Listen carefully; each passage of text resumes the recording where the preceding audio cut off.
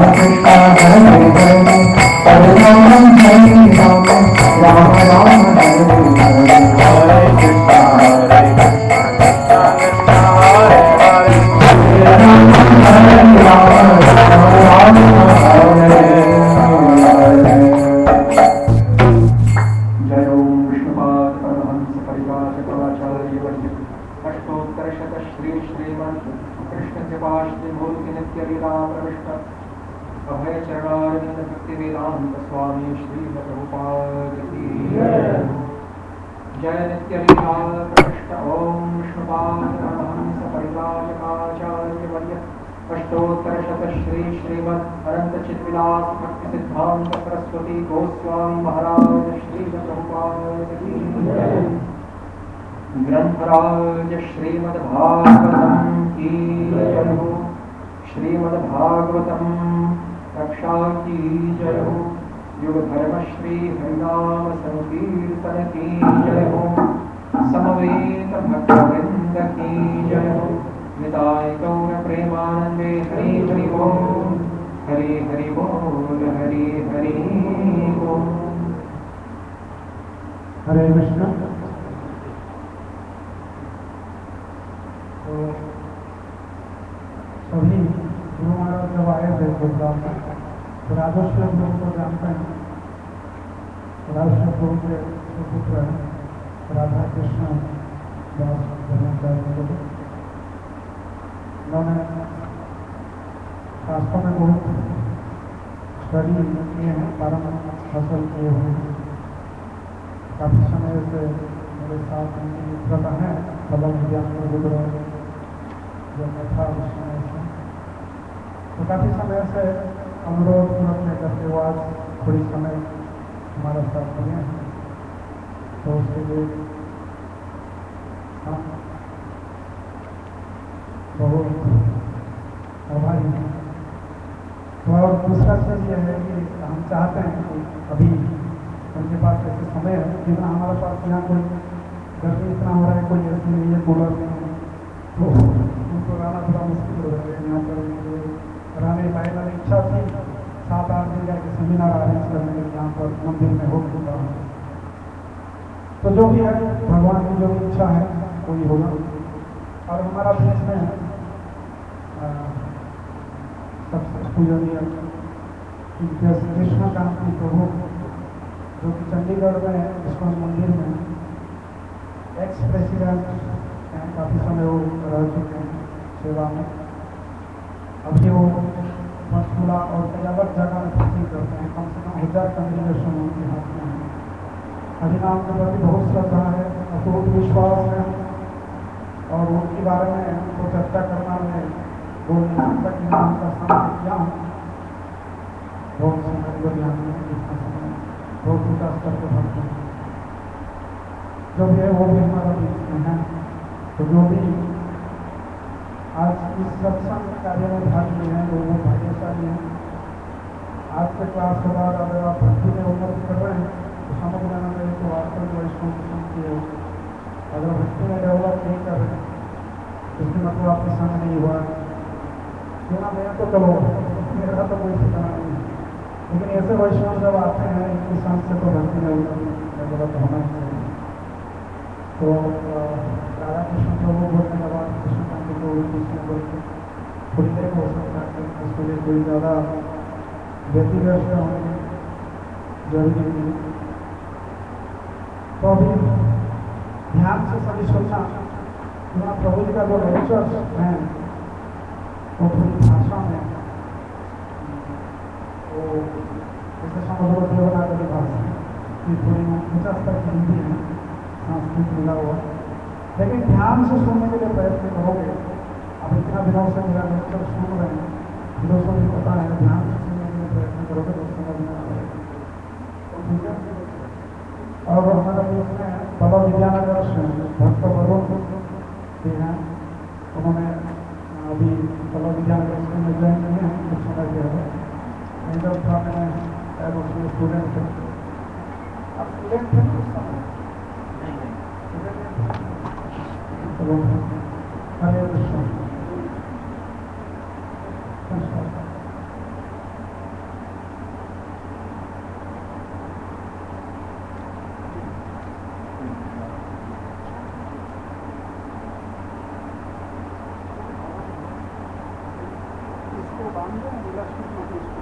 एक इलास्टिक लाना, इलास्टिक एक लाना, इलास्टिक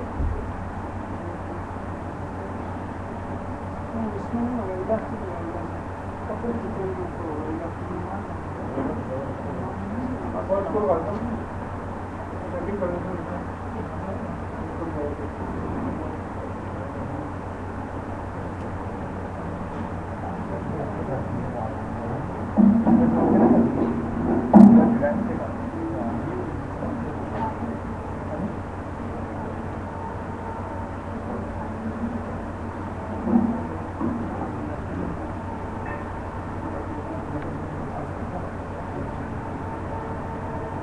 इलास्टिक नहीं है, रबर बैंड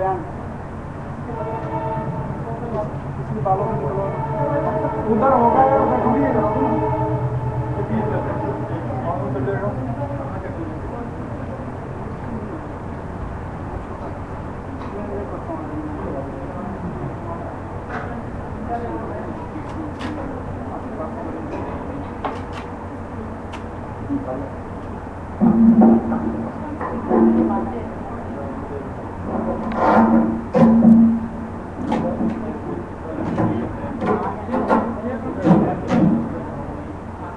बैंड है ये दे दो।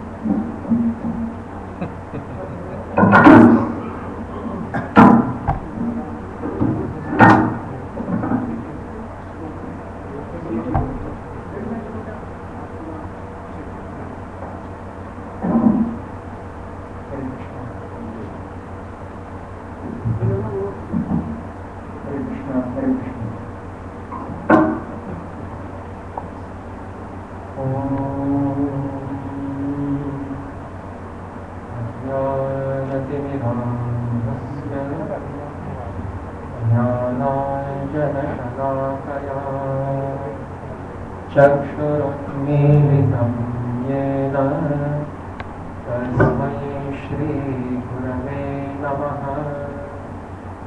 श्रीचैतन्यमनोभीष्टं स्थापितं येन भूतले स्वयं रूपः तदा मह्यं ददाति स्वपदान्तिकम्। वन्देऽहं श्रीगुरोः श्रीयुतपदकमलं श्रीगुरुं वैष्णवांश्च श्रीरूपं साग्रजातं सहगण रघुनाथान्वितं तं सजीवं साद्वैतं सावधूतं परिजनसहितं कृष्णचैतन्यदेवं श्रीराधा कृष्णपादान् सहगण ललिता श्रीविशाखान्वितांश्च हे कृष्णा करुणा सिंधो दीनबन्धो जगत्पते गोपिकान्त राधाकान्त नमोस्तुते।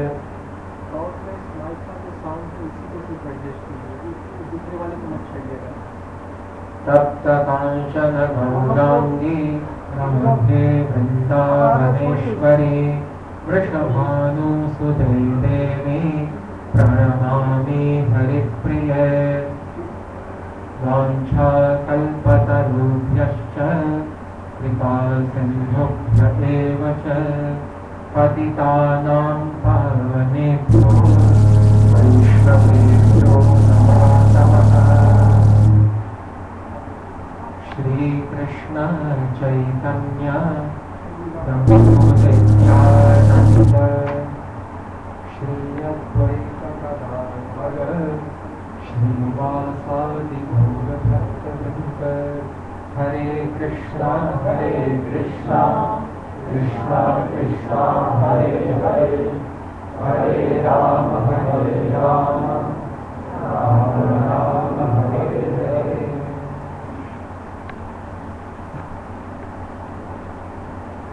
हरे कृष्णा। सर्वप्रथम भगवान श्री श्री राधा मदन गोपाल देव जी के अतिशय परांशुक बात पर तत्परिकर श्री ललिता देवी श्री विशाखा देवी प्रभृति स्वपक्षा अष्टयुद्धेश्वरी सखीगण एवं श्री रूप रति मंजरी आदि निज बाल्यदासी किंकरीगण समेत कोटि कोटि बार दैन्यतामयी विजयत्वों को संपन्न करते हुए कलयुग की इस प्रथम संध्या में स्वकीय अपार महामनान्यता के फल स्वरूप इस अग्नि कल पर आत्म प्रकट होकर निज नाममयी एवं निज प्रेममयी उन्नत उज्ज्वल रस की महावन्या में संपूर्ण त्रिलोकी स्थित बद्ध जीवात्माओं को सर्वतोभावेन आप्लावित कर देने वाले उन साक्षात भगवान श्री व्रजेंद्र नंदना भिन्न स्वरूप शची सोनू श्री कृष्ण चैतन्य महाप्रभु जी के भी उपरोक्त महात्म्य युक्त अत्यधिक सुललित पादाम्बुज द्वय में तत्परिकर श्री धाम वृंदावन स्थित श्री रूप सनातन आदि षड गोस्वामी पादों सहित नमन करने के अनंतर उपरोक्त उसी पुरातनी श्री कृष्ण भावना सुधा रूपी मंदाकिनी के प्रवाह का पुनः अर्वाचीन समय में विश्वव्यापी स्तरीय रूप से संप्रसारण प्रवर्धन आदि करने वाले जगत गुरु श्रील प्रभुपाद जी के भी अत्यधिक अर्हणीय पादांबुजों में कोटिशः नमस्कृतियों को संपन्न करते हुए समर्पित करते हुए एवं उपस्थित वैष्णव वृंद का भी यथायोग्य तारतम्यादि स्वागत भेद से अभिनंदन इत्यादि करते हुए श्री मंत्र गुरु एवं अन्यान्य समस्त श्री शिक्षा गुरुपाद पद्मों के पादांबुजों में भी प्रणत होते हुए विशेषतया श्री मद कृष्णकांति प्रभु एवं श्री चित्त विनोद प्रभु के चरणों में भी अभिनंदन करते हुए आज की इस अतिशय परम मंगलकारिणी इस पूर्वाह्नकालीन वेला में हम क्रमशः श्रीमद् भागवत रस सुधा आस्वादन रूपी विषय की ओर अग्रसर होते हैं।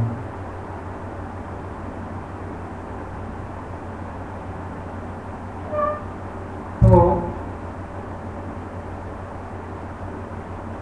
वास्तव में श्रीमद् भागवत शास्त्र को श्रीमद् महाप्रभु श्री कृष्ण चैतन्य देव के द्वारा श्री ब्राह्म मात्र गौड़ीय वैष्णव संप्रदाय का सर्व प्रामाणिक ग्रंथ स्वीकार किया गया और श्रीमद् महाप्रभु के उपदेशों का सारांश निरूपण करने वाला पद्य श्रीनाथ चक्रवर्ती पाद के द्वारा रचित आराध्यो भगवान ब्रजेश तनयः तद्धाम वृंदावनम्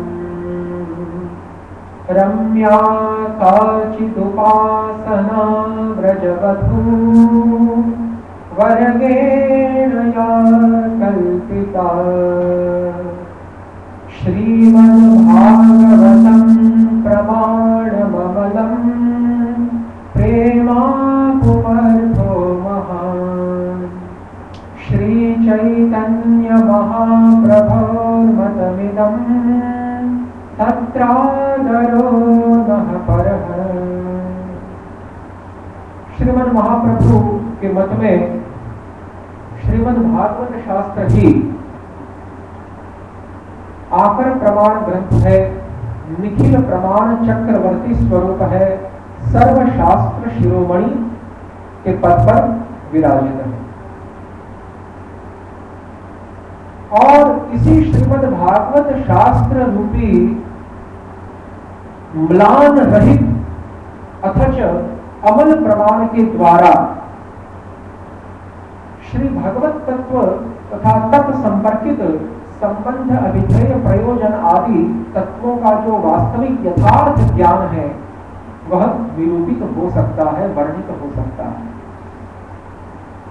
क्योंकि श्रीमद् चैतन्य महाप्रभु का श्रीमद् भागवत शास्त्र को सर्वशास्त्र शिरोमणि के रूप में प्रस्थापित करना तथा तद अनुयायी श्री जीव गोस्वामी पादादि आचार्य वृंदों के द्वारा भी एतत् विषय की परवर्ती स्वरचित ग्रंथों में संपुष्टि करना वास्तव में केवल भगवान व्यास देव के द्वारा प्रतिपादित जो मत है उसी का विस्तार मात्र है।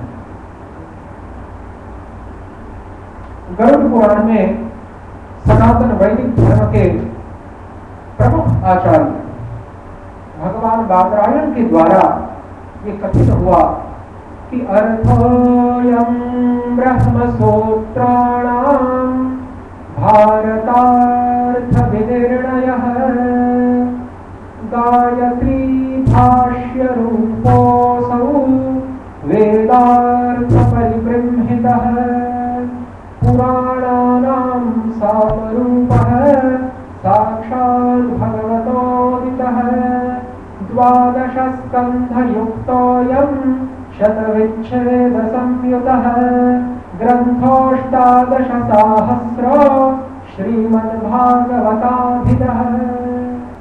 महामुनि महाभाग महामना बादरायण के द्वारा श्रीमद्भागवत शास्त्र को ब्रह्म सूत्रों के न्याय प्रस्थान का जो अन्यतम वेदांत दर्शन है, उत्तर मीमांसा दर्शन है, उन ब्रह्म सूत्रों की अकृत्रिम व्याख्या के रूप में प्रतिष्ठापित किया गया। तो सनातन धर्म में शास्त्रावली 3 भागों में विभक्त है। सर्वप्रथम वेद तथा उपनिषदों को समाहृत करके श्रेणीबद्ध किया गया श्रौत प्रस्थान, जिसमें विशेषतया जो 12 प्रमुख उपनिषद हैं श्वेताश्वतर एवं गोपाल ताप्ती को सम्मिलित करते हुए जो 12 प्रमुख उपनिषद हैं उनकी परिगणना की गई। तत्पश्चात पुराण पंचरात्रादि जो शास्त्र हैं, इतिहास पुराण पंचरात्रादि शास्त्रों को स्मार्त प्रस्थान में परिगणित किया गया और स्मार्त प्रस्थान में श्री महाभारत के शिरोमणि स्वरूप जो श्रीमद् भगवद गीता शास्त्र है उसी को मान्यता प्रदान की। तो श्री गीता शास्त्र जो कि साधारणतः मोक्ष शास्त्र के नाम से भी विख्यात है, प्रकीर्तित है, प्रसिद्ध है, उस श्रीमद् भगवद गीता शास्त्र को स्मार्त प्रस्थान का प्रतिनिधि स्वरूप माना है। श्रौत प्रस्थान के प्रतिनिधि स्वरूप 12 उपनिषद ईशावास्य से लेकर तलवकार ब्राह्मणोपनिषद से लेकर कठकेन ऐतरेय तैतरीय मुंडक मांडुक्य आदि प्रश्न छांदोग्य बृहदारण्यक आदि जो 12 उपनिषद है वो श्रौत प्रस्थान के प्रतिनिधि रूप में सिद्ध है। और अंतिम प्रकार की जो श्रेणी है वैदिक धर्म की शास्त्रों की, मूल शास्त्रों की, वह है न्याय प्रस्थान। तो न्याय प्रस्थान में षड दर्शन माने गए, विशेषतया जैमिनी, कणाद, गौतम आदि मुनियों के द्वारा रचित सांख्य, योग, पूर्व मीमांसा, न्याय, वैशेषिक आदि दर्शनों की इसमें गणना है। तो न्याय प्रस्थान में अन्यतम सर्वोत्कृष्ट जो वेदांत दर्शन है, जिसकी अपर संज्ञा पूर्व मीमांसा, उत्तर मीमांसा दर्शन अथवा प्रश्न सूत्र है, उस वेदांत दर्शन को ही न्याय प्रस्थान का चरमतम प्रतिनिधि, टॉपमोस्ट रिप्रेजेंटेटिव ऑफ द न्याय प्रस्थान माना। तो इन 3 प्रस्थानों के आधार पर श्रुति, स्मृति तथा न्याय अर्थात श्रीमद् भगवद गीता, ब्रह्मसूत्र एवं 10 अथवा 12 उपनिषद, इन 3 प्रकार की ग्रंथावलियों के आधार पर ही सनातन वैदिक धर्म के परवर्ती जितने भी आचार्य हुए गत 1500 वर्ष के भीतर विभिन्न संप्रदायों के, शैव संप्रदाय के हो, चाहे वैष्णव संप्रदाय के हो, चाहे निर्गुण ब्रह्म परक संप्रदाय के आचार्य हो, क्योंकि 3 प्रकार के ही मत देखने को मिलते हैं वेदांत दर्शन के ऊपर। श्रीगंठ आर्यों के द्वारा रचित पाशुपत मत पोषक शैव भाष्य ब्रह्मसूत्र का, उसी प्रकार से श्री भास्कर, श्री यादव प्रकाश, श्री विज्ञान भिक्षु और श्री भगवत पाद आदि शंकर आदियों के द्वारा रचित ब्रह्मसूत्रों का निर्गुण ब्रह्म परक भाष्य, और श्री मध्व, श्री निम्बार्क, श्री रामानुज, श्री वल्लभ तथा श्री चैतन्य मतानुयायी श्री वंदे विद्याभूषण पाद आदियों के द्वारा रचित तथा भगवत पाद श्री रामानंदाचार्य के द्वारा रचित, इन समस्त वैष्णवाचार्यों के द्वारा रचित भगवान हरि के पारतम्य पोषक, श्री भगवान हरि ही परतम है, इस प्रकार से श्री भगवान हरि के पारतम्य पोषक वैष्णव मत विभूषणकारी समस्त वैष्णव भाष्य। तो इस प्रकार से 3 प्रकार के जो मत हैं, शैव मत जिसके उपलक्षण स्वरूप शाक्त, गाणपत्य आदि मत भी आ जाते हैं। शैव मत के उपलक्षण स्वरूप तद अंतर्गत शाक्त, गाणपत्य आदि मत भी समाविष्ट है। तो शैव मत पोषक भाष्य, निर्गुण ब्रह्म पोषक भाष्य और शुद्ध भागवत धर्म वैष्णव मत पोषक भाष्य, 3 प्रकार की जो विचारधाराएं हैं वो ब्रह्मसूत्र के ऊपर, वेदांत दर्शन के ऊपर ही नहीं परंतु समस्त प्रस्थान त्रयी के ऊपर, न्याय प्रस्थान, श्रौत प्रस्थान, स्मार्त प्रस्थान, समस्त प्रस्थान त्रयी के ऊपर देखने को प्राप्त होती है। लेकिन जहां पर भगवत पाद आदि शंकर से प्रारंभ करते हुए और श्री मध्वाचार्य तक के जो आचार्य हुए, मध्व और निम्बार्क आचार्य तक के जो वैष्णव आचार्य वृंद तथा अन्य ब्रह्मवाद, शैववाद आदि मतों के भी जो आचार्य वृंद हुए, उन्होंने जहां पर प्रस्थान त्रयी को ही एकमात्र आधारभूत, प्रमाणभूत शास्त्र माना, वहां पर श्री चैतन्य देव के समकालीन श्री वल्लभ भट्ट दीक्षित अथवा श्री वल्लभाचार्य जी ने प्रस्थान चतुष्टयी का एक जो नई विचारधारा है, न्यू कॉन्सेप्ट, वह प्रस्तावित किया, उसको इंट्रोड्यूस किया।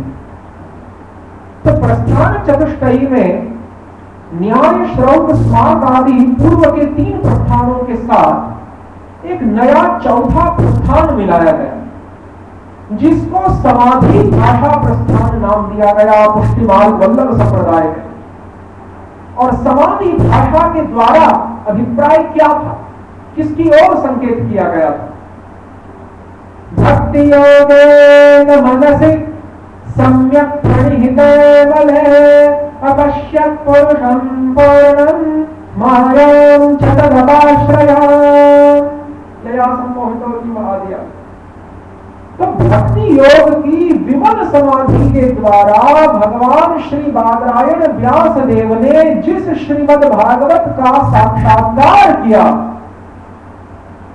भक्ति योगेन मनसि सम्यक् प्रणिहिते अमले अपश्यत् पुरुषं पूर्णं मायां च तद अपाश्रयाम्। शुद्ध विमल भक्ति योग की प्रेममयी समाधि में नारद के द्वारा उपदिष्ट होने के पश्चात प्रथम स्कंद के 5वें अध्याय में श्रीमद् भागवत शास्त्र श्री बादरायण अपने सरस्वती नदी के पश्चिमी तट पर बद्रिकाश्रम स्थित निज शम्याप्रास नामक आश्रम में प्रातःकालीन संध्यावतन करके जब आसीन थे कुशासन पर, दर्भासन पर, उस समय एकाग्र चित्त से तथा समस्त ज्ञान कर्म आदि मनों से रहित होकर, काम क्रोध आदि मनों से रहित होकर नहीं, काम क्रोध आदि जो मन है अनर्थ है, वे तो भगवान बादरायण के अंतःकरण में भी नहीं सकते, झांक भी नहीं सकते, क्योंकि साक्षात भगवान बादरायण श्री नारायण के ज्ञान शक्ति के दशावतार हैं। तो काम क्रोध लोभादि जो षड रिपु हैं सामान्य जीवों के, उनके द्वारा रहित होकर नहीं, उनसे तो वे नैसर्गिक रूप से स्वाभाविक रूप से रहित है, परंतु कर्म ज्ञान धर्म वैराग्य निरीश्वर सांख्य आदि जो भक्ति मार्ग विरुद्ध जितनी भी विचारधाराएं हैं उन मनों से रहित होकर ज्ञान कर्मादि अनावृतम। शुद्ध भक्ति की परिभाषा श्रीमद् रूप गोस्वामी प्रभुपाद किस प्रकार से देते हैं भक्ति रसामृत सिंधु में? अन्याभिलाषिता शून्यम ज्ञान कर्माद्यनावृतम आनुकूल्येन कृष्णानुशीलनम भक्ति उत्तमा। तो ज्ञान कर्मादि जो मन है, निर्विशेष ब्रह्म ज्ञान, सकाम कर्म आदि आदि विभिन्न जो भक्ति मार्ग प्रतिकूल जितने भी पथ हैं, उन समस्त मनों से तथा उन विचारधाराओं से पूर्णतया रहित होकर एवं विशुद्ध भक्ति मार्ग का जो परमोत्कर्ष है उसका सुष्ठु भाव से अवबोधन करते हुए, उसको भलीभांति समझते हुए भगवान व्यासदेव ने श्रीमद् भागवत शास्त्र का प्रेममयी समाधि में, ज्ञान मार्ग वाली समाधि नहीं, अष्टांग योग वाली समाधि नहीं, अद्वैत वेदांतियों की संप्रज्ञात असंप्रज्ञात समाधि नहीं, परंतु विशुद्ध प्रेममयी जो भक्ति समाधि है उस नित्य लीला का दर्शन करते हुए, श्री राधा गोविंद की नित्यकालीन अष्टयाम लीला का अंतःकरण में स्फुरना प्राप्त होकर दर्शन करते हुए, अनुभव करते हुए भक्ति योग की समाधि में श्रीमद् भागवत शास्त्र का साक्षात्कार किया है। अतएव श्री वल्लभाचार्य जी भागवत को समाधि भाषा प्रस्थान नाम देते हैं कि व्यास जी की समाधि में जिस अप्राकृत वाणी का, अप्राकृत भागवत गिरा का, भागवत शब्द का अनुभव हुआ, उसको वो समाधि भाषा कहते हैं।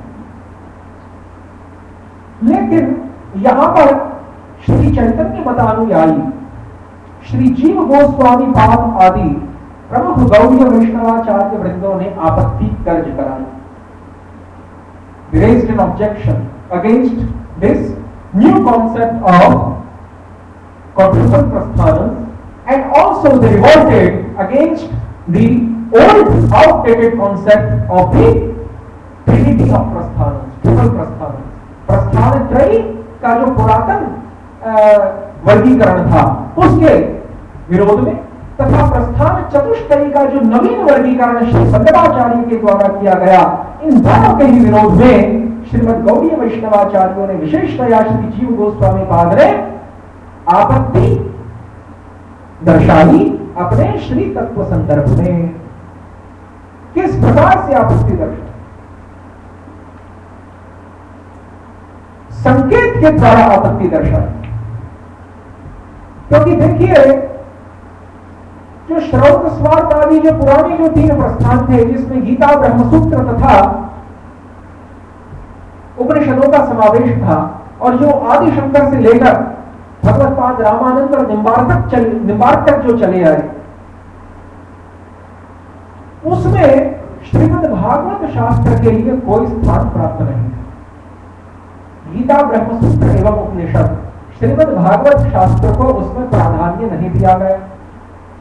जिस भागवत शास्त्र को श्री व्यास देव गरुड़ पुराण में ब्रह्म सूत्रों का अकृत्रिम भाष्य है, इस प्रकार से प्रमाणित करते हैं। अर्थो अयम ब्रह्म सूत्राणाम, ये श्रीमद् भागवत शास्त्र ब्रह्म सूत्रों का अकृत्रिम अर्थ है। It is the natural commentary on the Vedanta sutras और द ब्रह्म सूत्रस। क्यों इस प्रकार से कहा गया? क्योंकि कलयुग में प्रकट होने वाले जितने भी आचार्य हैं, श्री शंकर से लेकर श्री मध्व रामानुज तक, समस्त आचार्यों ने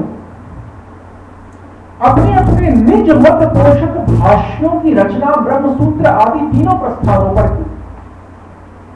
परंतु भगवान व्यास जिन्होंने ब्रह्मसूत्रों को प्रकट किया, उन्हीं श्री बादरायण ने ब्रह्मसूत्रों के ऊपर एक व्याख्या ग्रंथ को भी प्रकटित किया, और उस व्याख्या ग्रंथ का नाम श्रीमद् भागवत शास्त्र है। और इस बात को कि ब्रह्मसूत्र व्याख्यायित ग्रंथ है और श्रीमद् भागवत उसका व्याख्या ग्रंथ है, commented book and the commentary book, व्याख्यायित और व्याख्या। तो इस प्रकार से भागवत शास्त्र उसका भाष्य है, और जिस ग्रंथ पर व्याख्या की गई है वह ब्रह्मसूत्र है। इस प्रकार का निर्धारण भी उन दोनों ही ग्रंथों के जो रचनाकार हैं, यानी श्री व्यास, वो स्वयं अपनी ही एक अन्य कृति में श्री गरुड़ पुराण में करते हैं। अर्थोदर ब्रह्मसूत्राणाम भावार्थ निर्णय, इस श्लोक के द्वारा। तो जब कोई ग्रंथकार, कोई रचनाकार स्वयं ही किसी मूल ग्रंथ का निर्माण करे, अथवा उसको उसकी रचना करे, अथवा व्यासदेव के पक्ष में उसको प्रकट करे, क्योंकि ये तो नित्य ग्रंथ, नित्य शास्त्र आदि है। और जब वही ग्रंथकार अपने द्वारा पूर्व में प्रकटित उसी मूल ग्रंथ के ऊपर कोई व्याख्या ग्रंथ लिखे, और तत्पश्चात अपने ही द्वारा लिखित किसी अन्य ग्रंथ में यह स्पष्ट करे कि पुराना जो ग्रंथ है, अमुक जो ग्रंथ है वह मूल है, और जो अमुक ग्रंथ मेरे द्वारा लिखा गया है वह उसी की व्याख्या है। तो एक ही लेखक के द्वारा जब मूल ग्रंथ तथा तद व्याख्या लिखी जाती है, प्रणीत होती है, तो उस मूल लेखक के द्वारा लिखी गई जो व्याख्या है, जो भाष्य है, जो टीका है, उसको आप अधिक प्रामाणिक मानेंगे, अथवा तो फिर भगवान व्यास देव के 4,500 वर्ष के पश्चात प्रकट होने वाले जो श्री शंकर रामानुज मध्वाचार्य आचार्य वृंद हैं, उनके द्वारा लिखित जो व्याख्या है उसको आप अधिक महत्वपूर्ण और प्रामाणिक माने। अब ये तो श्रोताओं के समक्ष ही ये प्रश्न रखा जाता है, तो अपनी विवेक शक्ति से वे स्वयं अपना इस समस्या का, इस उलझन का जो उत्तर है वह स्वयं अपनी विवेक शक्ति से ही उसका निर्धारण कर सके। आज मान लीजिए भगवान व्यास ने ब्रह्मसूत्र का प्रणयन किया, और वे ही व्यास अपने द्वारा प्रकटित गरुड़ पुराण में ये कहते हैं कि मेरे द्वारा लिखित जो भागवत पुराण है वह मेरे द्वारा लिखित ब्रह्मसूत्रों का भाष्य है। तो आप श्रीमद् भागवत को ब्रह्मसूत्र के भाष्य के रूप में अधिक प्रामाण्य प्रदान करेंगे, अथवा तो फिर श्री व्यास इतर श्री बादरायण से भिन्न जो परवर्ती आचार्य है शंकर रामानुजादि, उनके द्वारा लिखित जो ब्रह्मसूत्रों का भाष्य है उसको आप अधिक प्रामाण्य और महत्वता प्रदान करेंगे। इसका उत्तर तो स्वयं प्रश्न में ही प्राप्त हो जाता, परंतु इतना नहीं समझ पाए, श्री चैतन्य देव से पूर्व इतना तक नहीं समझ पाए। इसीलिए जब प्रमाण तत्व ही स्पष्टीकृत नहीं था तो प्रमेय तत्व की क्या बात करें। जिस प्रमाण तत्व के आधार पर प्रमेयों का निर्धारण होता है, without evidence you cannot ascertain the scriptural conclusion. अरे पहले आप प्रमाण तत्वों को निर्धारित कीजिए कि आप किस शास्त्र को प्रमाण मानते हैं। आप वेदों को प्रमाण मानते हैं, उपनिषदों को मानते हैं, निगम को, आगम को, श्रुति को, स्मृति को, पंचरात्रों को, 18 पुराणों में से किस पुराण को, किस संहिता को, किस यामन को, किस तंत्र को आप प्रमाण मानते हैं। पहले तो आप इस बात का निर्धारण कीजिए कि किस शास्त्र को हम प्रमाण स्वरूप मानेंगे। और जब प्रमाण स्वरूप आप किसी शास्त्र को मान लेते हैं तब फिर उस शास्त्र के आधार पर सिद्धांतों को निकाला जाता है, निष्कर्षों को निकाला जाता है, प्रमेय को स्थिर किया जाता है। प्रमेय प्रमाण के ऊपर स्थिर होता है। प्रमाण ही नहीं है तो प्रमेय को कैसे स्थिर करें। नेत्र चक्षु रूपी प्रमाण ही नहीं है तो रूप रूपी जो प्रमेय है उसको आप कैसे देख पाए। जिह्वा रूपी रसना रूपी प्रमाण ही उपलब्ध नहीं है तो स्वाद रूपी जो प्रमेय है, तिक्त, कटु, लवण आदि जो षट रस है, षट स्वाद है, 6 प्रकार के जो स्वाद है, उस षट स्वाद रूपी जो प्रमेय है उसका आप निर्धारण कैसे करेंगे। ज्ञानेंद्रिय रूपी प्रमाण आपके पास नहीं है तो आप सुगंध रूपी अथवा दुर्गंध रूपी जो प्रमेय है उसका निर्धारण कैसे करें। उसी प्रकार से यदि शास्त्र रूपी प्रमाण, और शास्त्रों में भी इतने प्रकार के ग्रंथ हैं, इतने प्रकार के शास्त्र हैं, तो उसमें सर्वोत्कृष्ट शास्त्र क्या है कि जिसका प्रामाण्य, जिसकी ऑथोरिटी अन्य समस्त शास्त्रों का जो प्रामाण्य है, ऑथोरिटी है, उसका अतिक्रमण कर जाती है, उसको ओवररूल, ट्रांसग्रेस कर जाती है। क्योंकि सनातन धर्म के शास्त्र भी अधिकारी भेद से निर्मित हुए, 3 प्रकार के अधिकारी माने गए। वैसे तो 5 प्रकार के अधिकारी माने गए, अंधतामसिक, तामसिक, राजसिक, सात्विक और विशुद्ध सत्वमय अर्थात निर्गुण, त्रिगुणातीत जिसको कहते हैं, मायातीत जिसको कहते हैं। तो निर्गुण यानी विशुद्ध सत्व की अवस्था, मायातीत अवस्था, तत्पश्चात सात्विक, राजसिक, तामसिक और अंधतामसिक। तो चूंकि सनातन धर्म ये सनातन जीव का धर्म है और सनातन जीव इन 5 प्रकार की प्रकृतियों वाले देखे जाते हैं। कोई तो अंधतामसिक स्वभाव वाला, तो कोई तामसिक स्वभाव वाला, कोई राजसिक स्वभाव वाला, कोई सात्विक और कोई विशुद्ध सत्वमय स्वभाव वाला है। इसलिए मुमुक्षवो घोर रूपान हित्वाभूतपतिनथ नारायण कलाहा शांता भजन्ति अनसूयवः, जो वास्तव में मोक्ष प्राप्ति के इच्छुक हैं और मोक्ष के पश्चात जो विशुद्ध प्रेम भक्ति प्राप्ति के इच्छुक हैं, इन समस्त व्यक्तियों को, मुमुक्षुओं को तथा भक्ति पिपासुओं को जो घोर रूप है, काल भैरव, भद्रकाली, चंडी, वीरभद्र आदि जो घोर भयंकर रूप माने गए हैं देवताओं के, उनकी उपासना का त्याग करके विशुद्ध सत्व में भगवान नारायण तथा विशुद्ध सत्व में सदैव अवस्थित रहने के कारण नित्य शांत स्वरूप उन भगवान नारायण के जो कला और अंश अवतार है, नरसिंह, वामन, कुर्मादि, उनकी ही उपासना में संलग्न रहना चाहिए। मुमुक्षवो घोर रूपान हित्वा भूतपतिनथ नारायण कलाहा शांता भजन्ति अनसूयवः, इस प्रकार से श्रीमद् भागवत का आदेश। तो इसीलिए सनातन वैदिक धर्म प्राणी मात्र का धर्म है, किसी एक विशेष वर्ग का धर्म नहीं है। और प्राणी मात्र 5 प्रकार की वासना अथवा स्वभाव से युक्त है, अंधतामसिक आदि। अतएव सनातन धर्म के जो शास्त्र है वे भी पंचधा विभक्त हो जाते हैं। अंधतामसिक, तामसिक, राजसिक, सात्विक, विशुद्ध सत्वमय आदि भेद से पंचधा 5 प्रकार से विभक्त हो जाता है। अब कोई अंधतामसिक व्यक्ति किसी अन्य तामसिक श्रेणी के, कोटि के धर्म ग्रंथ को लेकर यह बात करने लगे कि अजी हमारा ये जो धर्म ग्रंथ है इसमें तो फलानी भिगनी बात कही गई, इसमें तो अमुक उपास्य के रूप में स्थिर किया गया। इसलिए आपका जो श्रीमद् भागवत आदि शास्त्र है, आपका जो श्रीमद् भगवत गीता आदि जो शास्त्र है, जिसके लिए सर्वोपनिषदों का बोधोधा गोपाल नंदनः पार्थवत्सः सुधीर भोक्ता दुग्धम गीतामृतम महत्, और जिसके लिए वो प्रसिद्ध श्लोक जो आया है, एकम शास्त्रम देवकी पुत्र गीतम एको देवो देवकी पुत्रमेव एको मंत्रस्तस्य नामानि यानि कर्माप्येकम तस्य देवस्य सेवा। इस प्रकार से श्रीमद् भागवत गीतादि शास्त्रों का प्रामाण्य आप जो वैष्णव लोग स्वीकार करते हैं उनको हम नहीं मानते। हम तो अपने अंध तामसिक मत पोषणकारी जो ग्रंथावली है उसी को हम प्रमाण स्वरूप मानेंगे। तो मानो ना, जो शुकर होता है वो तो विष्ठा में ही आनंद लेता है और उसके लिए विष्ठा में आनंद लेना ही उसका धर्म माना गया है। परंतु इस प्रकार की अपेक्षा भद्र मनुष्यों से तो नहीं की जा सकती। वे तो जो पायस है, जो क्षीर है, जो मधुर खीर है, उसी में उनको आनंद आएगा ना।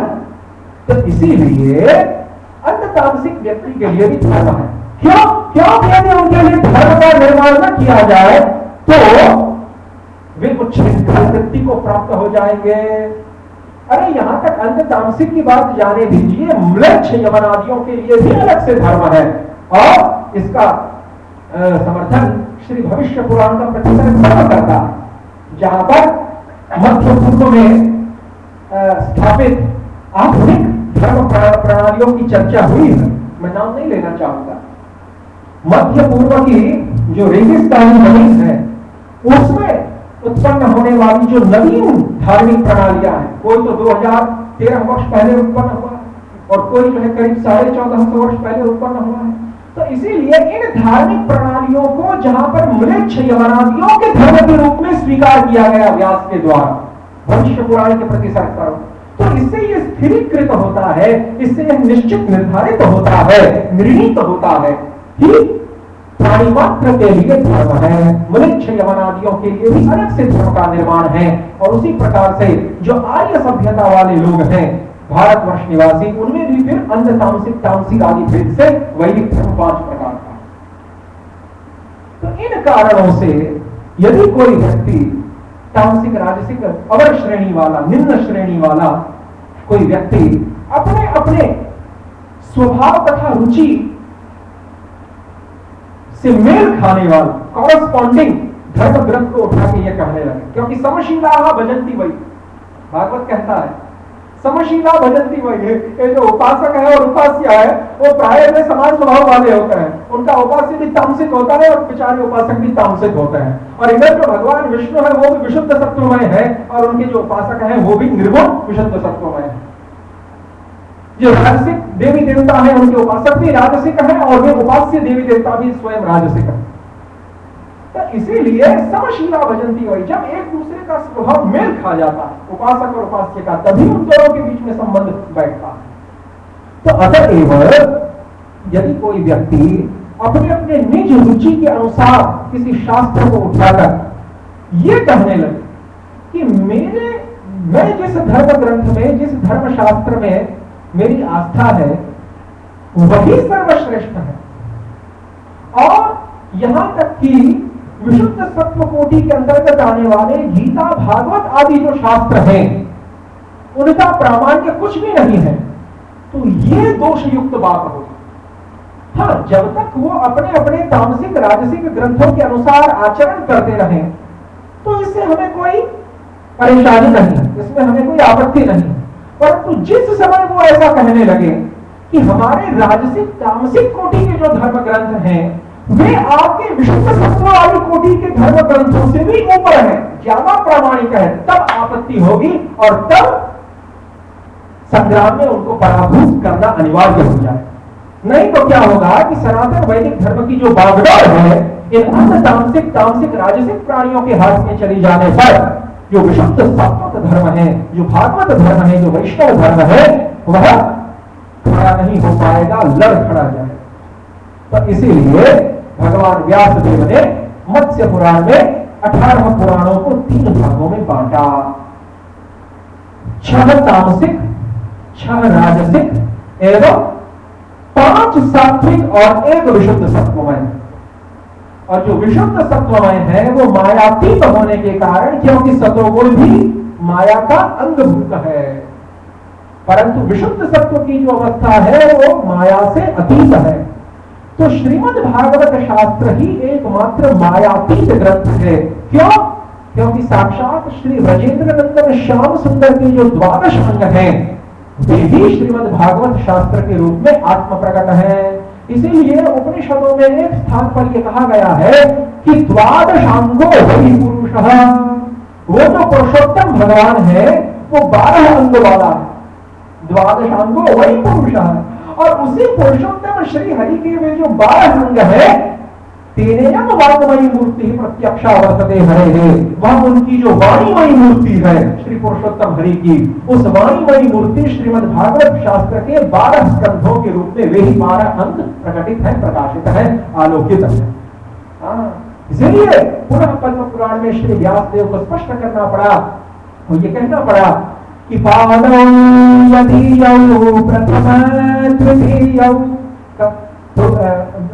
पादौ यदीयौ प्रथम द्वितीयौ तृतीय तुर्यौ कथितौ यदूरु नाभिस्तथा पंचम एव षष्ठौ भुजान्तरं दोर्युगलं तथान्यौ कंठस्तु राजन् नवमो यदीयो मुखारविन्दं दशमः प्रफुल्लम् एकादशो यस्य ललाटपट्टं शिरोभितु द्वादश एव भाति तमादिदेवं करुणानिधानं तमालवर्णं सुहितावतारम् अपार संसार समुद्रपोतं भजामहे भागवत स्वरूपम्। पद्म पुराण में व्यासदेव कहते हैं कि मैं अपने शिष्यों के साथ श्रीमद् भागवत शास्त्र का भजन करता हूँ। भजामहे भागवत स्वरूपम। और वो भागवत का स्वरूप किस प्रकार का है? बड़ा अनूठा है। तो किस प्रकार से वैशिष्ट्य मूलक है? उत्तर देते हैं कि पादौ यदीयौ प्रथम द्वितीयौ। इस श्रीमद् भागवत शास्त्र के जो प्रथम 2 स्कंद हैं वे तो साक्षात श्री श्याम सुंदर के ही दक्षिण तथा वाम पादांबुज हैं। पादौ यदीयौ प्रथम प्रतीक नहीं है, दक्षिण तथा वाम पादांबुज के प्रतिनिधित्व प्रतीक स्वरूप नहीं है प्रथम और द्वितीय स्कंद, तो साक्षात ही भगवान का बायां और दाहिना पैर है। इसलिए तेनेयम वाङ्मयी मूर्ति प्रत्यक्षा वर्तते हरे। साक्षात प्रत्यक्ष भाव से भगवान हरि की जो वाङ्मयी मूर्ति है वही श्रीमद् भागवत। प्रतीक स्वरूप नहीं है। प्रतीकोपासना यहाँ पर नहीं चलती वैष्णव धर्म में। वो वहां द्वैत वेदांतियों की वहां जो प्रतीकोपासना चलती है, यहाँ पर तो प्रतिमा नाही तुम्ही साक्षात ब्रजेंद्र नंदन। ये श्याम सुंदर श्रीमद् महाप्रभु जगन्नाथ देव का दर्शन करते हुए मन मन में मानो कह रहे हैं, हे श्याम सुंदर तुम दारू ब्रह्म, तुम लकड़ी की बनी हुई कोई प्रतिमा नहीं हो। अरे हे जगन्नाथ तुम तो साक्षात ब्रजेंद्र नंदन हो। तो इन कारणों से श्री भगवान ही स्वयं भागवत शास्त्र के रूप में आत्म प्रकट है। तो तृतीय तथा चतुर्थ स्कंद है, उस प्रकार से भगवान के उरु युगल हैं, उनकी 2 जंघाएं हैं, शक्ति अथवा उरु युगल। पंचम स्कंद उनकी नाभि है, नमः पंकज नाभाय, जिस नाभि से जो पद्म पुष्प है वह प्रकटित हुआ और जिस पद्म पुष्प की कर्णिका के ऊपर विधाता लोक पिता स्वयं हुआ आदि कवि ब्रह्मा विराजित थे, वह भगवान पंकजनाभ पद्मनाभ की जो नाभि है वही साक्षात पंचम स्कंद है। षष्ठ स्कंद क्या है? दोनों भुजाओं के बीच का जो अंतर है, भुजांतर यानी वक्षस्थल, चौड़ी छाती, वह ही षष्ठम स्कंद है। भुजांतरम दोर्युगलम तथान्यो। फिर कहते हैं कि जो सप्तम तथा अष्टम स्कंद है वे दोनों भुजाएं हैं। कंठस्तु राजन, और जो नवम स्कंद है वह उनका कंठ है। दशम स्कंद क्या है? मुखारविंदम दशमः प्रफुल्लम। श्री भगवान का प्रफुल्ल जो मुखारविंद है वही दशम स्कंद है। संकेत कहां दिया जा रहा है? संकेत दिया जा रहा है आदि रस श्रृंगार रस की ओर, और वह भी व्रज का जो श्रृंगार रस है, परकीय भावमय जो श्रृंगार रस है, उसकी ओर संकेत दिया जा रहा है।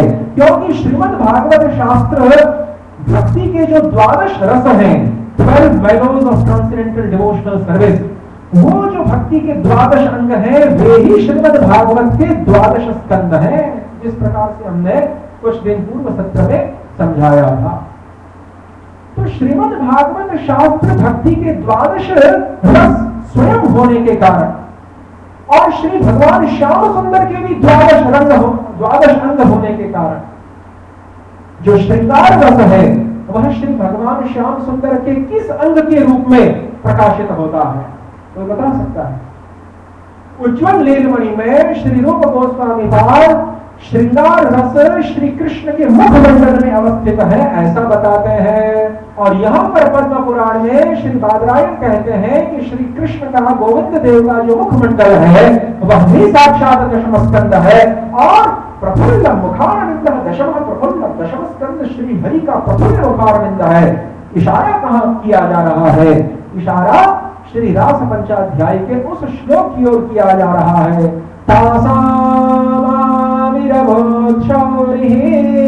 स्मयमान मुखाम्बुजः पीताम्बरधरः साक्षात् मन्मथ मन्मथः तासाम् आविर्भूत शौरिः।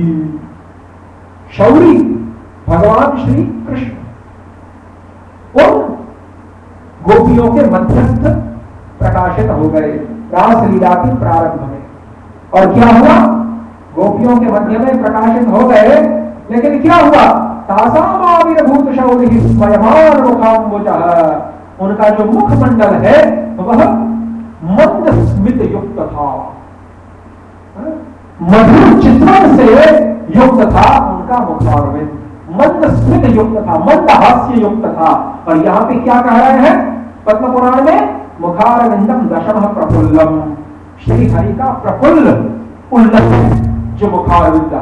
और रास पंचाध्याय में किस प्रकार से निरूपण हो रहा है श्री श्याम सुंदर के रूप का?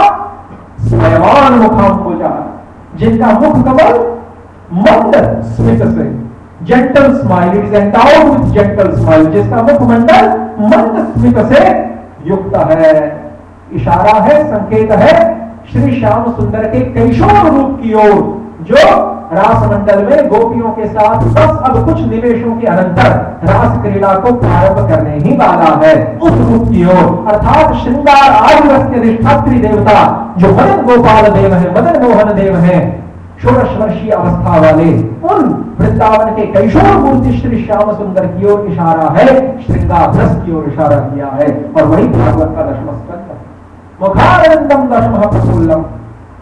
11वां स्कंद 12वां स्कंद क्रमशः भगवान का विस्तृत चौड़ा ललाट पटल एवं उनका ब्रह्मरंध्र मस्तक शिरोभाग है।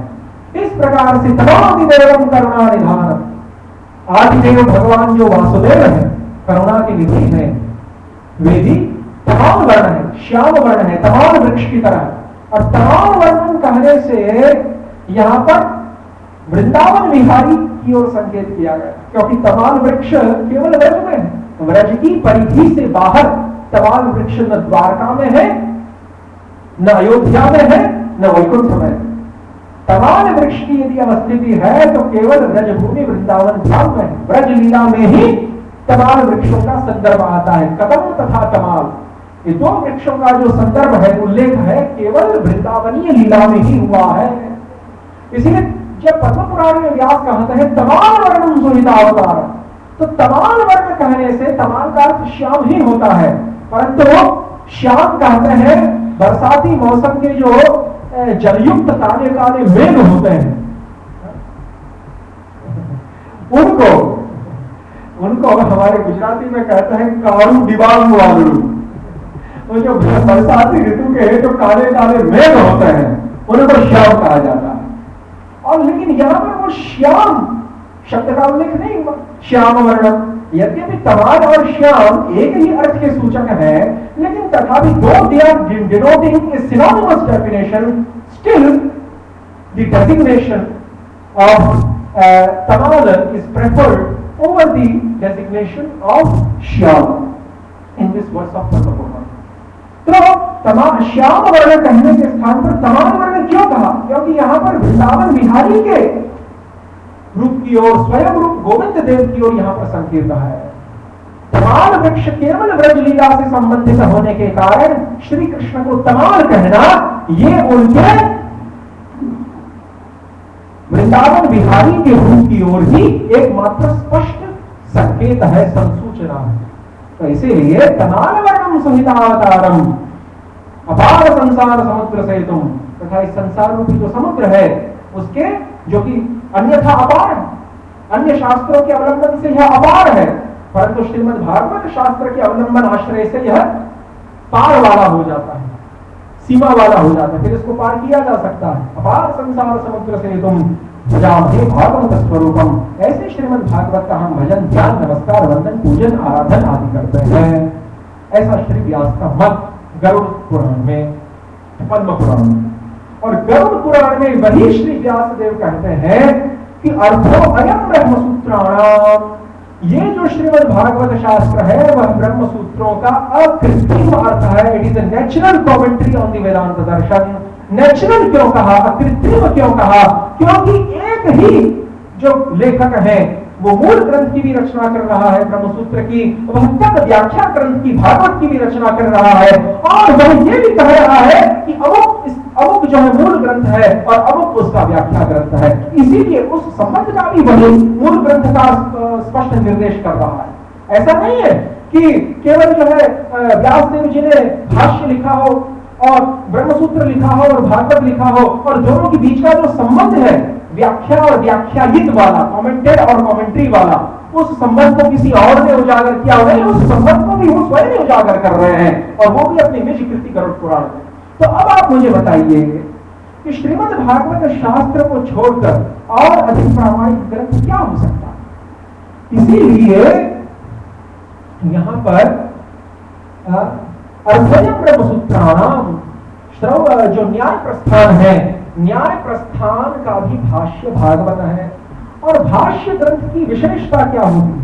भाष्य ग्रंथ की विशेषता यह होती है कि वह अपने मूल ग्रंथ के ऊपर लिखा जाता है, पहली तो यह विशेषता है।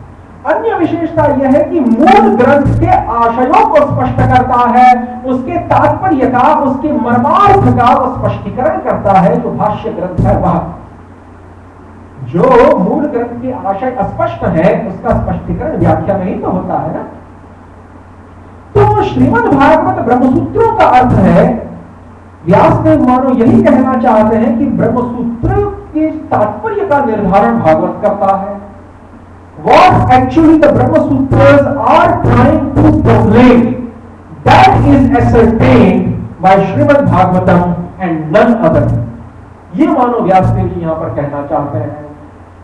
तो जो न्याय प्रस्थान है उसका तात्पर्य कौन बताएगा? न्याय प्रस्थान स्वयं नहीं, परंतु भागवत, वो अधिकार उसके पास चला गया। व्यास जी ने ही उस अधिकार को भागवत को दे दिया।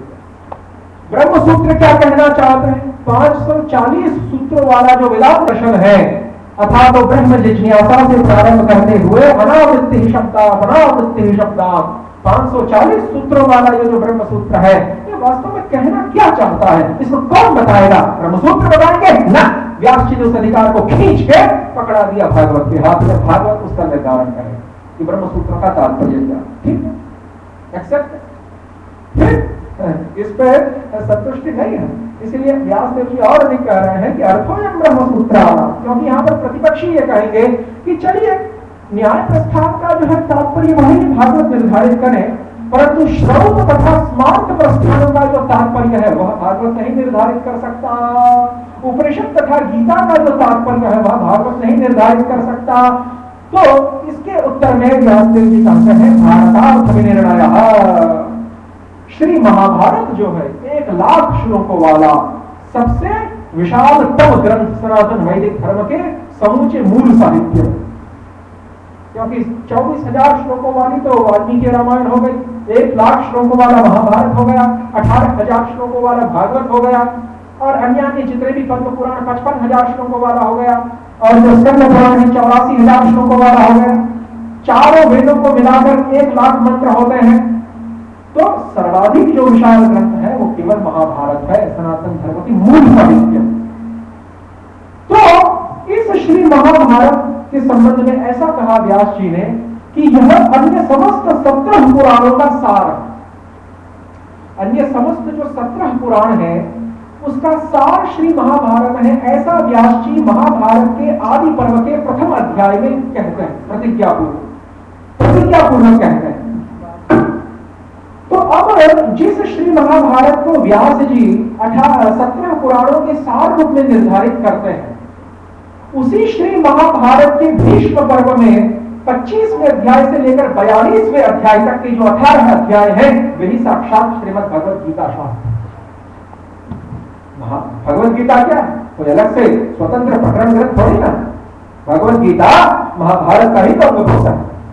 तो इसीलिए जो महाभारत है वह उसी का अंश है श्रीमद् भगवत गीता। तो श्रीमद् भगवत गीता को जब स्मार्त प्रस्थान का प्रतिनिधि माना गया तो कहने का तात्पर्य वहां पर महाभारत को ही माना जा रहा है। लेकिन महाभारत के तात्पर्य का जो निर्धारण है वह श्रीमद् भागवत करेगा। वो अधिकार भी महाभारत से खींच लिया व्यास जी ने। भारतार्थ निर्णय, महाभारत क्या कहना चाहता है, तद अंतर्गत आने वाली श्रीमद् भगवत गीता क्या कहना चाहती है, उस महाभारत में आने वाला जो विष्णु सहस्त्र नाम है वो क्या कहना चाहता है, उसमें आने वाला जो नारायणीय उपाख्यान है मोक्ष धर्म के अंतर्गत अनुशासन पर्व में वो क्या कहना चाहता है, उसके अंतर्गत आने वाला अद्वैत वेदांतियों के द्वारा बहु व्याख्यायित जो सनक सुजातीय है उद्योग पर्व में वो क्या कहना चाहता है। इसका तो जो अधिकार है वो भागवत के पास चला गया। भारतार्थ निर्णय, महाभारत के अर्थों का निर्णय नहीं विनिर्णय करेगा भागवत। निर्णय का तात्पर्य तो हो जाता सामान्य निर्णय, विनिर्णय का तात्पर्य जब भी उपसर्ग लगता है किसी धातु के साथ तो और अधिक एम्फेसाइज्ड हो जाता है। तो विनिर्णय का जैसे शुद्ध और विशुद्ध, शुद्ध मतलब शुद्ध है लेकिन सामान्य रूप से शुद्ध है, विशुद्ध का तात्पर्य है विशेष रूप से शुद्ध है, उसी प्रकार से विशेष रूप से भागवत महाभारत के अर्थों का निर्णय करेगा। अगर स्मार्त प्रस्थान को भागवत के अधीन कर दिया व्यास जी ने, न्याय प्रस्थान वेदांत तो पहले ही अधीन हो चुका है, ब्रह्मसूत्र विचार। अब जो स्मार्त प्रस्थान है महाभारत, रामायण और भगवत गीता ये सब भी भागवत के अधीन हो गए एक ही शब्द के द्वारा। ये शब्द जो है बड़े काम के हैं। तो भारतार्थ निर्णय गायत्री भाष्य रूपो असौ वेदार्थ परिब्रह्मित। चलिए वेदार्थ परिब्रह्मित है तो पहले ले लेते हैं। वेदार्थ परिब्रह्मित चारों वेद तथा उन वेदों के अंतर्गत आने वाले संहिता, ब्राह्मण, आरण्यक, उपनिषद और वेद का अंतिम भाग यानी 108 श्रुतियां जिसमें से 12 श्रुतियां 12 उपनिषद प्रधान हैं ईश से लेकर गोपाल तापनी तक। तो इन उपनिषदों को, इन श्रुतियों को जो साक्षात वेद स्वरूप है, कहा गया कि इन उपनिषदों का, वेदों का भी जो सार है, जो परिब्रह्मण है वो भागवत ही दर्शाता है। वेदार्थ परिब्रह्मिता। इसीलिए जो श्रुति प्रस्थान है, जो श्रौत प्रस्थान है, उसको भी, उपनिषदों को भी भागवत के अधीन कर दिया। और गायत्री भाष्य रूपोत्सव, इन सब की बात जाने दें, वेद आदियों की। इन सब की जो माता है, जिनकी कोख से वेद पुराण आदियों का आविर्भाव हुआ है, जन्म हुआ है, महाभारत इतिहास का भी प्रादुर्भाव हुआ है, इनकी जो माता है ब्रह्म गायत्री, 3 महाव्याहृतियों से युक्त तथा धीमहि पद से युक्त जो ब्रह्म गायत्री है, ये ब्रह्म गायत्री जो वेद माता कही जाती है, इस ब्रह्म गायत्री के भी अर्थ को बताने वाला भागवत है। प्रस्थान त्रयी की जो जड़ है, प्रस्थान त्रयी की जो माता है, जिस कोख से प्रस्थान त्रयी का जन्म हुआ, उस माता, वेद माता ब्रह्म गायत्री के भाष्य स्वरूप, उसका अर्थ स्वरूप, उसकी व्याख्या स्वरूप श्रीमद् भागवत शास्त्र है। गायत्री भाष्य रूपो वेदार्थ परिब्रह्मिता। वेद माता क्या कहना चाहती है ये भी भागवत बताएगा। और उसके 3 प्रकार के जो पुत्र हैं, श्रौत, स्मार्त और न्याय प्रस्थान, वो क्या कहना चाहते हैं वो भी भागवत बताएगा। सब अधिकार भागवत को दे दिया गरुड़ पुराण में। और गरुड़ पुराण तो सात्विक पुराण है, इसलिए सात्विक पुराण जो कहेगा वो तामसिक और राजसिक पुराण जो कहेंगे उसको ओवररूल करता जाएगा अथॉरिटी, है ना। ये स्वयं मत्स्य पुराण में भगवान पादरायण ने कहा। और मत्स्य पुराण को क्यों चुना? मत्स्य पुराण और ब्रह्मवैवर्त पुराणों को क्यों चुना गया? पुराण जो है 4 प्रकार के हैं, सात्विक, राजसिक, तामसिक और विशुद्ध सत्वमय। इस बात को दिखाने के लिए मत्स्य पुराण और ब्रह्मवैवर्त को क्यों चुना गया? अरे ब्रह्मवैवर्त तो राजसिक पुराण है और मत्स्य जो है तामसिक पुराण। देख लीजिए वर्गीकरण को उठा के, कैटेगराइजेशन को जब आप देखेंगे तो मत्स्य और ब्रह्मवैवर्त जो है तामसिक और राजसिक पुराणों की श्रेणियों में। तो पुराणों के ये 3 प्रकार के भाग हैं। ऐसा यदि बताना ही था व्यास जी को तो किसी सात्विक पुराण में ऐसा बताते, राजसिक तामसिक पुराणों को क्यों चुना गया इस कार्य के लिए? क्योंकि यदि सात्विक पुराण स्वयं ये कहने लगते कि हम सात्विक हैं, फलाने राजसिक हैं और ठिकरे तामसिक हैं, तो क्या होता? पक्षपात का आरोप लग जाता उन पे। शैव शाक्त आदि जो संप्रदाय है वो पक्षपात का आरोप कर बैठते कि देखो हम लोगों को तामसिक बना दिया आप वैष्णवों ने। व्यास जी को भी नहीं छोड़ता ये शैव शाक्त आदि लोग, कह देते कि देखो जिसमें शंकर और शक्ति की महिमा का वर्णन है वो तो तामसिक, और जिसमें नारायण की महिमा का वर्णन है वो सात्विक। ये तो पक्षपात है। इसीलिए तामसिक राजसिक पुराण को चुना गया है इस बात को दिखाने के लिए कि Ved Vyas is very psychologically mature. तो तामसिक राजसिक पुराण ब्रह्म वैवर्त मत्स्य पुराण को चुना गया कि आप स्वयं बताओ कि हम तामसिक है, हम राजसिक हैं और वो सात्विक और विशुद्ध सत्व वाले हैं। इसलिए अब तो पक्षपात का आरोप यहां पर नहीं लग सकता है। स्वयं तामसिक पुराण ये कह रहा है कि मैं तामसिक हूं, तो इसीलिए ये बात तो निर्विवाद सत्य है। तो अब इस प्रकार से जो ये समस्त पुराण है, शास्त्र है, इन समस्त के निर्णय का अधिकार जब श्रीमद् भागवत के पास चला गया तो प्रस्थान त्रयी का जो कॉन्सेप्ट है कि हम केवल गीता को, उपनिषदों को, ब्रह्मसूत्र को प्रमाण स्वरूप मानेंगे, भागवत को तो पता नहीं कहीं मार्जिनलाइज्ड, साइडलाइन, किनारे कर लिया गया, उसको जो है हाशिए पर रख दिया गया भागवत को, और उसका तो नामोल्लेख भी भगवत पाद आदि शंकर नहीं करते हैं अपने किसी भी ग्रंथ में। और परवर्ती जो रामानुज आदि आचार्य हैं उन्होंने भी भागवत का उल्लेख तो कम ही किया है, मध्वादि आचार्यों ने भी। तो श्रीमद् भागवत को इस तरह से प्रस्थान त्रयी से बाहर निकाल देना, जिसके अधीन प्रस्थान त्रयी हो, तो उसको उसका जिक्र भी नहीं करना किसी भी तरह से, तो ये तो भगवान बादरायण व्यास का जो अभिप्राय है उसके साथ एक प्रकार का छलावा, धोखा। फिर वो चाहे कितने ही बड़े संप्रदायों के प्रवर्तक आचार्य क्यों न हो, परंतु वो छलावा है। भगवान व्यास देव का जो मत है उससे अलाइनमेंट नहीं है, उससे उनका अनुकूल्य नहीं है उन आचार्यों के, उन संप्रदायों के मत का। तो जो प्रमाण तत्वों के बारे में ही स्पष्टीकरण नहीं है, तो उनके द्वारा प्रतिपादित जो प्रमेय है उसमें तो कितना जो है कुछ होगा वो आप अंदाजा लगा सकते हैं। When the evidence itself is not clear that which book shall be considered as the foremost evidence, उसमें ही जब भागवत को foremost evidence के रूप में नहीं स्वीकार करते हैं, अंतिम प्रमाण के रूप में नहीं स्वीकार करते हैं, तो फिर उन प्रमेयों की क्या बात करें जो उनके द्वारा निर्धारित है। तो इसीलिए यहाँ पर जो अन्यान्य आचार्य थे उन्होंने तो प्रस्थान त्रयी को स्वीकारा और भागवत का तो नामोल्लेख तक नहीं। बहुत बड़ा अन्याय भगवान व्यास देव का जो हार्दिक मत है अर्थम ब्रह्मसूत्राणाम भारतार्थ विनिर्णयः, उसके साथ स्पष्ट अन्याय। फिर वल्लभाचार्य जी आए, उन्होंने कहा कि देखिए ये जो प्रस्थान त्रयी की जो पुरानी विचारधारा थी, दिस आउटडेटेड कॉन्सेप्ट, उसमें हम थोड़ा संशोधन आदि करेंगे। तो संशोधन किया और प्रस्थान त्रयी में समाधि भाषा यानी भागवत को मिला के चौथा प्रस्थान मिला के प्रस्थान चतुष्टयी के रूप में उसको ट्रांसफॉर्म कर दिया, त्रयी को चतुष्टयी के रूप में ट्रांसफॉर्म कर दिया, परिणत कर दिया।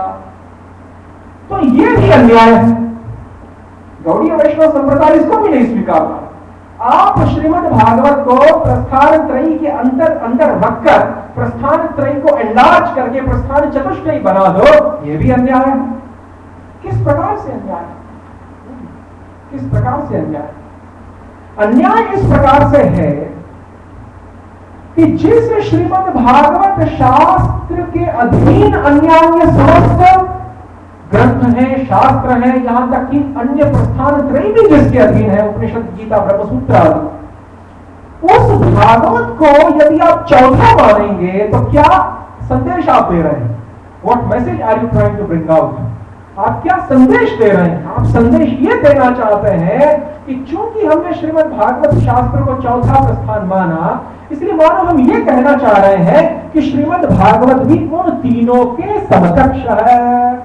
1, 2, 3, 4 on the same level, जबकि समकक्ष नहीं। आपत्ति उठाई गई, अरे समकक्ष है किस प्रकार से? क्योंकि श्रीमद् भागवत तो भाष्य है ना, ब्रह्मसूत्र का, गीता का, उपनिषदों का, तीनों प्रस्थानों का ब्रह्मसूत्र तो भाष्य है, अर्थोयम ब्रह्मसूत्राणाम वाले श्लोक के आधार पर। तो जो भाष्य ग्रंथ होता है वो बड़ा नहीं होता, जिस ग्रंथ के ऊपर वो भाष्य लिखा जाता है वो मूल ग्रंथ बड़ा होता है। ऐसे यहां पर आपत्ति दर्शाई गई। इसीलिए ये तो हम जो है उपकार कर रहे हैं भागवत के ऊपर कि उसको अन्य तीन प्रस्थानों के समकक्ष ला रहे हैं, ये तो वास्तव में तो उसका जो स्थान है वो अन्य तीन प्रस्थानों से भी नीचा है। इस प्रकार से पूर्व पक्षियों का मत स्थिर हुआ। The prima facie contention of the contenders becomes established here, and now the refuting part goes. अब उसका खंडन करते हैं, इस पूर्व पक्ष वाले तर्क का अब खंडन किया जाता है। वो कहते हैं कि भाष्य ग्रंथ तो गौण है, मूल ग्रंथ की महत्ता अधिक है। आप भगवत गीता है, मान लीजिए मूल ग्रंथ है, तो मूल भगवत गीता का अधिक प्राधान्य होगा या उसके ऊपर लिखी गई किसी विद्वान की टीका का अधिक प्राधान्य? निसंदेह मूल ग्रंथ का अधिक प्राधान्य होगा। इसीलिए तो सनकादि कुमारों के समक्ष नारद जी ने क्या प्रश्न किया पद्म पुराण में कि वेदोपनिषदाम सारा जाता भागवती कथा, कि ये जो भागवत है ये तो वेद उपनिषदों की ही सार से बना हुआ है। निगम कल्पतरो गलितम फलम, वेद रूपी कल्प वृक्ष का ही तो ये फल है। फिर ये वेद और उपनिषदों से अधिक महिमा वाला कैसे होगा? जब वेद और उपनिषदों के सार से ही भागवत बना है, जैसे माता पिता के रक्त से ही पुत्र का निर्माण है, उसी प्रकार से वेद उपनिषदों के सार से ही जब ये भागवत बना है, तो भागवत उनसे अधिक बड़ा कैसे हो गया? Bhagavat has the same chromosomes and genes as the parent literature of प्रस्थानत्रयी। तो फिर भागवत उस प्रस्थानत्रयी से कैसे अधिक बृहत्तम महिमा वाला, महिमा मंडित हो गया? ये प्रश्न निस्संदेह उठता है। तो उसका वहां सनकादि कुमारों ने तो उत्तर दिया ही है, परंतु यहाँ पर एक उत्तर यह दिया जा रहा है कि जब नारद जी भक्ति महारानी से उनका मिलन होता है वृंदावन की पावन भूमि पर, द्वापर के अंत में और कलयुग के प्रारंभ में, श्री कृष्ण के प्रकट लीला के अंतर्धान होने के पश्चात, और इसका वर्णन पद्म पुराण में व्यास जी करते हैं पाताल खंड में, भागवत के महात्म्य वाले 6 अध्यायों में। तो जब नारद जी का भक्ति महारानी के साथ मिलन हुआ, और जब भक्ति महारानी के पार्श्व में ज्ञान वैराग्य रूपी जो उनके दो पुत्र हैं वे लेटे हुए मूर्छित और जर्जर और वृद्धावस्था में, शुष्क काष्ठ समांग कऊ, और जिस समय मुक्ति आदि दासियां, मुक्ति देवी आदि जो देवियां हैं, वो दासी रूप धारण करके भक्ति महारानी की सेवा कर रही थी, परिचर्या कर रही थी कालिंदी यमुना के पुलिस पर, तट पर। उस समय नारद जी भक्ति महारानी का दर्शन करते हैं, और भक्ति महारानी नारद जी का दर्शन करके कृतकृतार्थ हो जाती है, स्तवन करने लगती है, अहो धन्या अस्मि, मैं धन्य हो गई हूं, ऐसा वो कहने लगती है। उस समय ज्ञान वैराग्य तथा भक्ति, ज्ञान वैराग्य तो बेचारे मूर्छित हो चुके हैं, और भक्ति महारानी भी शोकाकुल है अपने पुत्रों की अवस्था को देखकर। तो नारद जी ने कहा कि मैं भगवान श्री हरि का दास हूं, मैं आपके पुत्रों की जो ये दुर्दशा है उसका निवारण करने का प्रयत्न करूंगा, और जब आपके पुत्रों की दुर्दशा निवृत्त हो जाएगी तो स्वयं आप भी स्वतः ऑटोमेटिकली आप भी इस शोकाकुल अवस्था से निकल जाएंगी। तो उस समय नारद जी ने क्या किया? वेद वेदांत घोषैश्च गीता पाठैर्मुहुर्मुहुः, वेद वेदांत तथा गीता तीनों का एक बार नहीं, मुहुर्मुहुः पुनः पुनः पाठ किया उच्च स्वर में। और वो भी पाठ करने वाले कौन है? ब्रह्मा जी के मानस पुत्र साक्षात श्री नारद महामुनि। देवर्षि परमर्षि श्री नारद जब ऐसा वक्ता उच्च कोटि का, जो व्यास का भी गुरु है, बादरायण व्यास भी जिनके शिष्य हैं, ऐसे है, और ब्रह्मा जी का जो पुत्र तथा शिष्य है, ऐसे नारद मुनि जब स्वयं वेद का, वेदांत का और गीता का पाठ करने लगे, और वो भी बार बार, एक बार नहीं, और तब भी भक्ति ज्ञान विरागाणाम नोदतिष्ठन्त्रकम यदा, तब भी ज्ञान और वैराग्य की जो मूर्छावस्था है वह दूर न हो, और भक्ति महारानी का जो दुख है अपने पुत्रों की मूर्छावस्था के कारण उत्पन्न हुआ वो दूर न हो। तो इसको आप क्या माने?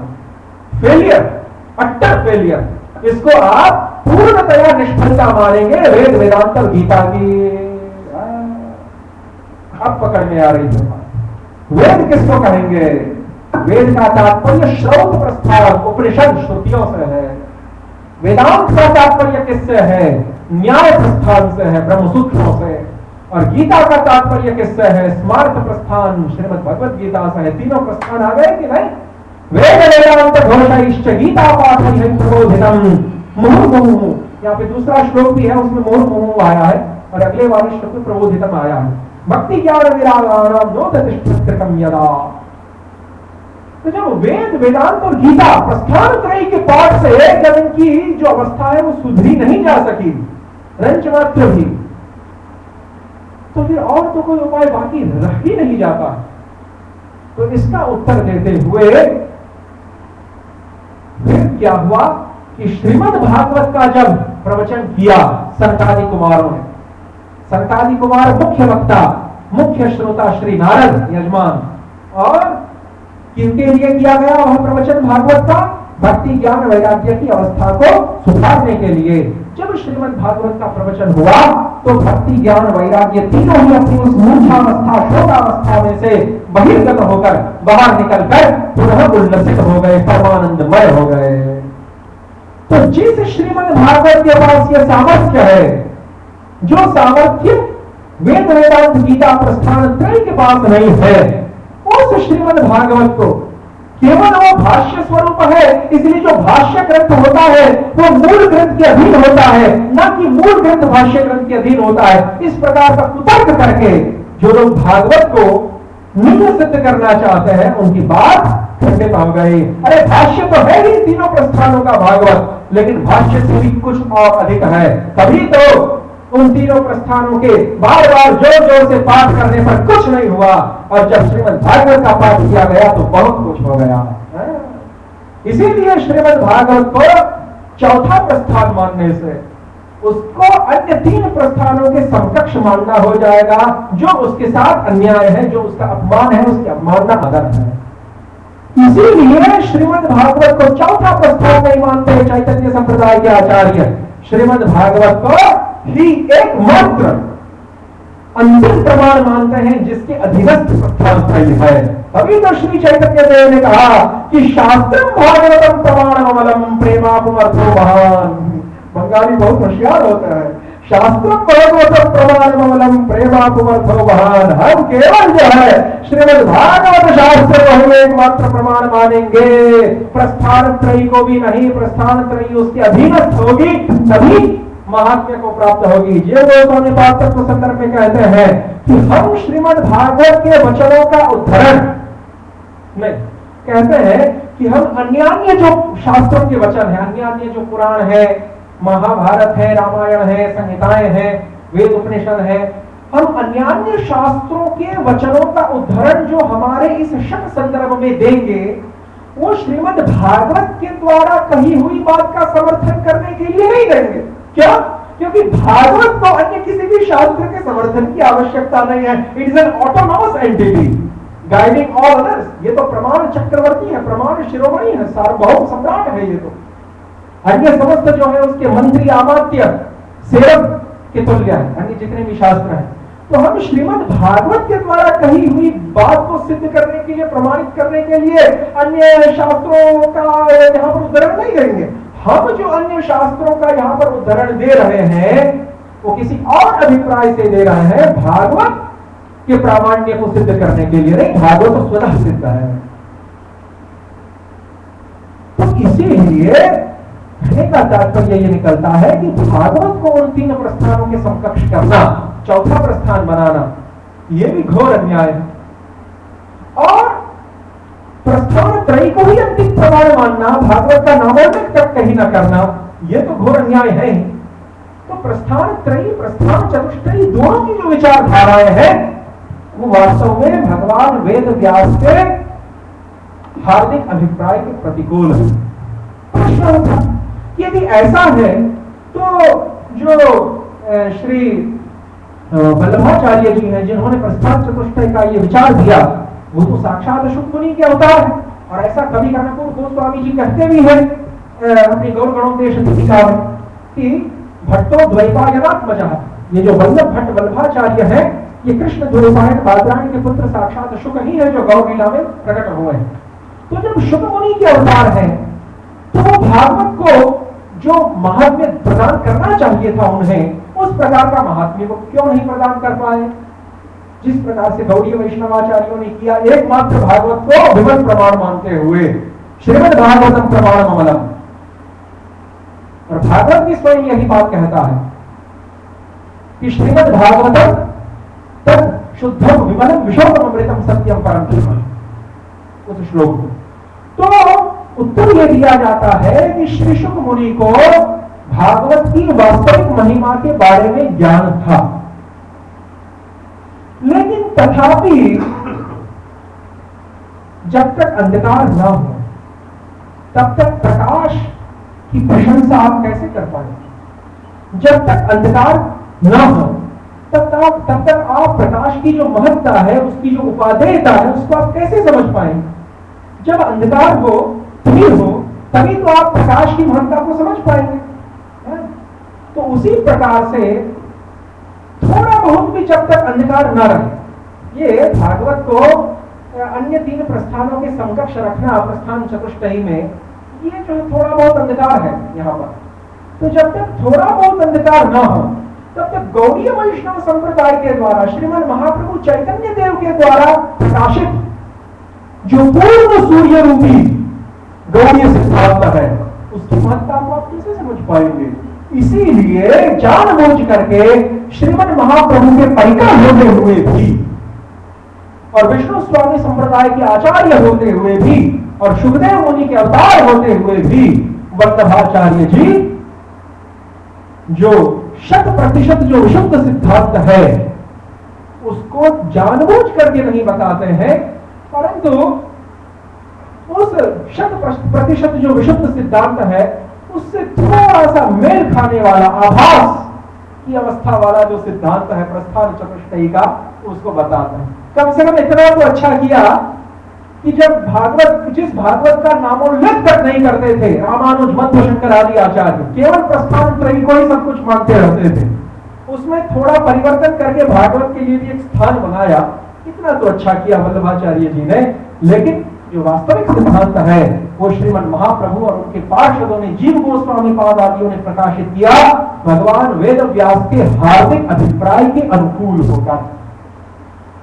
तो इसीलिए श्री चैतन्य संप्रदाय जब प्रमाण तत्व के विषय में स्पष्ट है, व्यास जी का जो मत है कि श्रीमद् भागवत ही एकमात्र अंतिम प्रमाण, तो उसी बात को हमारा गौड़ीय संप्रदाय स्वीकार करता है। तो प्रमाण तत्व के विषय में जब हमारा संप्रदाय इतना स्पष्ट है और सभी को पीछे छोड़ देता है, तो फिर प्रमेय तत्व के बारे में, उस प्रमाण श्रीमद् भागवत के ऊपर आधारित जो प्रमेय है, जो सिद्धांत है, उस विषय में तो हम कितने आगे पहुंच गए होंगे, इसका अनुमान श्रोतागण लगा ही सकते हैं।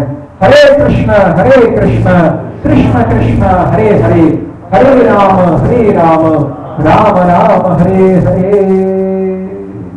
हरे कृष्ण। कोई प्रासंगिक जिज्ञासा आदि हो तो उसको प्रस्तुत किया जा सकता है। Any relevant inquiries from the audience can get entertained. सभी को समझ में आया?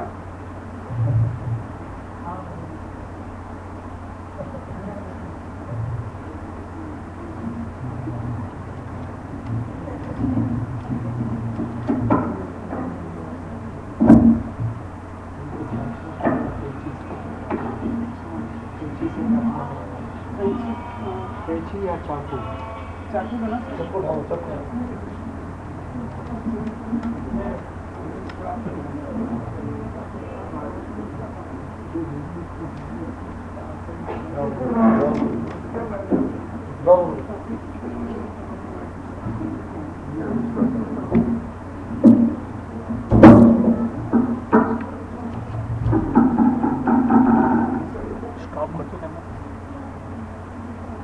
हरे कृष्ण। सारी तरफ संपन्न है, तो यहाँ पर इतना फैसिलिटी नहीं है, ऐसी कूलर की जगह भी छोटा है, तो क्लास समझना है सबको? क्या टॉपिक था मुकेश? टॉपिक क्या है? टॉपिक तो यही था जो भागवतम को इस सत्य ग्रंथ क्यों माना गया है, सारी डिटेल प्रमाणित। तो ये क्लास पहले हो चुकी है, प्रस्थान त्रयी और श्रीमद् भागवतम और पुराण की जो कैटेगोरिएशन है ये पहले हो चुका है। विशुद्ध शब्द में श्रीमद् भागवतम है, तो इस प्रकार से बहुत सुंदर है जो भी है, लेकिन उसकी जो एसेंस है उसको समझने वाला कितना है वो तो बाद में पता चलेगा। ठीक है, हरे कृष्णा। अभी कृष्णा कांति प्रभु कुछ बताएंगे। कृष्णा प्रभु जी हरिनाम के ऊपर ज्यादा ध्यान देते हैं, तो प्रभु जी का मुंह से कुछ सुनिए और फिर उधार हो सकता है। हरे कृष्ण।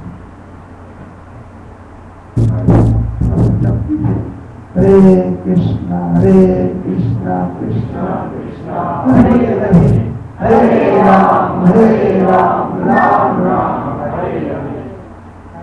हरे कृष्णा कृष्णा कृष्णा हरे हरे, हरे राम राम राम हरे हरे। हरे कृष्णा कृष्णा कृष्णा हरे हरे, हरे राम राम राम हरे हरे। हरे कृष्णा कृष्णा कृष्णा हरे हरे, हरे राम राम राम हरे हरे। हरे कृष्णा कृष्णा कृष्णा हरे हरे, हरे राम राम राम हरे हरे। क्या कहते हैं बोलेगा में हरे नाम हरे नाम हरे नाम। करो